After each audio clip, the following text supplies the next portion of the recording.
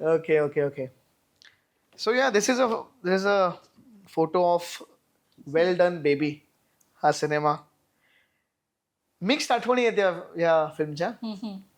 काही गोड, काही कडू, काही आंबट अशा आठवणी आहेत. पण I wish the best to Amruta.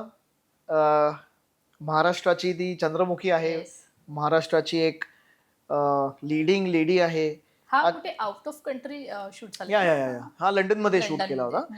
आणि सांगायचा अभिमान असा आहे की वेल डन बेबी ही पहिली मराठी फिल्म होती जी इथल्या OTT प्लॅटफॉर्मनी विकत घेतली. वा. म्हणजे जी पेपर व्ह्यू मध्ये नाही टाकली.